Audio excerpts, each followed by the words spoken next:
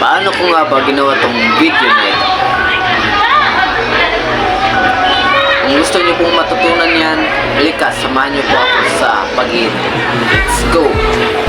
Una, punta po tayo sa ating CapCut app, tapos pindutin natin, tapos skip ads lang po natin yan, tapos new project, pindutin natin yan, tapos X na lang po natin yan, tapos new project ulit, tapos yan, hanapin po natin yung video clip na i-edit natin, tapos yan, reviewin natin kung saan tayo dapat mag-cut, tapos dyan ako mag-cut siguro, hanapin ko lang yung timing, yan, hanapin lang po natin yung timing, tapos highlight natin, tapos i-split, tapos cut, i-delete natin, yan, tapos yan, reviewin natin ulit kung saan tayo dapat magputol na naman, yan, i-highlight lang po natin yan, pindutin natin, tapos kung puti, naka-highlight na yan, tapos split, tapos delete natin, delete din natin yung ending, wag natin nakalimutan i-delete yan kasi CapCut logo yan. Tapos dito punta natin yung isang clip natin na gusto i-add natin, yan, i-add natin yan, yung sunset na yan, ayan yung po yung pinaka main track natin sa ating video. Tapos i-overlay lang po natin yan, yung isang clip na ginawa natin kanina, naka-highlight na po yan. Tapos hanapin po natin si overlay, tapos yan, nakahanap natin si overlay, tapos i-drag po natin pa left side, yan, drag po natin yan, naghahang lang, yan, tapos yun, na drag na po natin, tapos punta po tayo sa ating settings, tapos hanapin po natin yung remove VG mamaya, i-reviewin lang muna natin, yan. Tapos ngayon pindutin po natin yung naka-overlay, tapos punta po tayo doon sa ating remove VG, tapos chroma key, yan, paglaruan lang po natin yung intensity guys, yan, kung yung tipong wala ng puti, yan, reviewin natin ulit.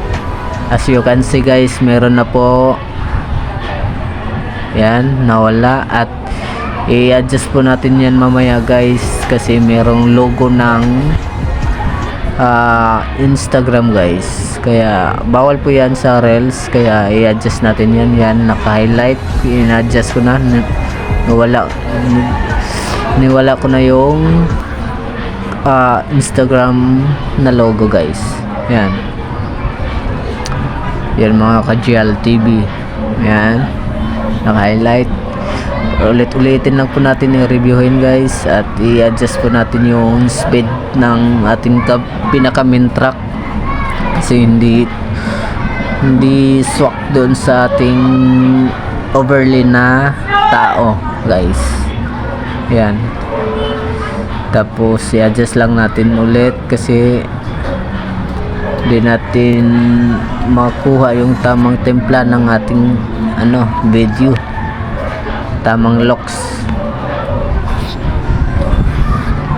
Depende naman po yan sa inyo guys kung ano yung nyo po setting sa inyong video, kung saan yung tamang looks para sa inyo po. Kasi sa akin to, inulit-ulit ko yan, kinukuha ko lang yung gusto kong video na kinalabasan, no, yan, tapos yan, magputol na po tayo dyan, split natin, highlight lang po natin yan, tapos split, yan, split, tapos delete po natin yung nasa right side guys, no, yung naka-highlight, delete po natin yan, tapos yan, so reviewin natin ulit.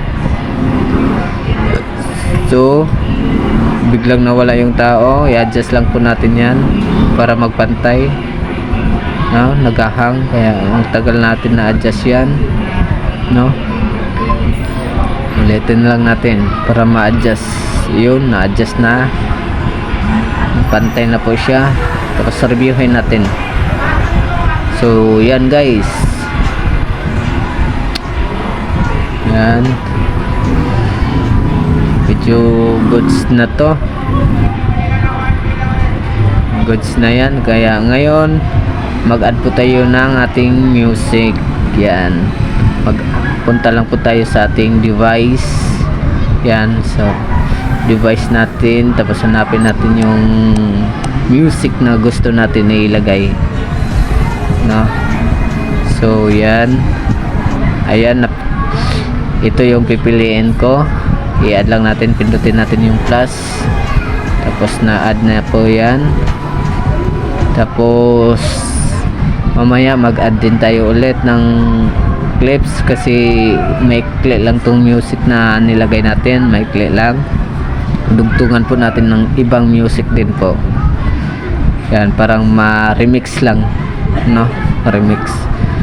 Tapos yan, punta tayo ulit sa sounds. Tapos punta po tayo dun sa search songs or artist. Yan, pindutin natin at pilit po tayo ng sad song kasi si Boy nag-emote po yun, si Boy nag-emote. Ayan, nag-emote. So nakapili ng sad songs. Piano instrumental yung napili ko, guys. Yan. So pindutin lang natin reviewin. Tapos ipagpalit po natin sila mamaya, guys. Yung unang clip na sounds na nilagay natin, ilagay po natin sa bandang dulo, no? Sa bandang dulo. Tapos yung isa naman yung music na sad song doon sa pinakauna. Yan. Yan. I-long press lang natin. Tapos i-drag natin pa right. Tapos yung isa din long press natin. Tapos drag natin pa left. Tapos magputol na din tayo dito, guys. Yan, magputol na tayo. Diyan, magputol na tayo dyan. Yan, putulin natin dyan yung isang music kasi medyo mataas yon. Tapos huwag natin kalimutan, guys, yung 9.by16. Tapos i-high and smooth playback 60 and expert na yan, guys. Wait na lang natin para may pang-release na po tayo. So yan, ito yung kinalabasan, guys.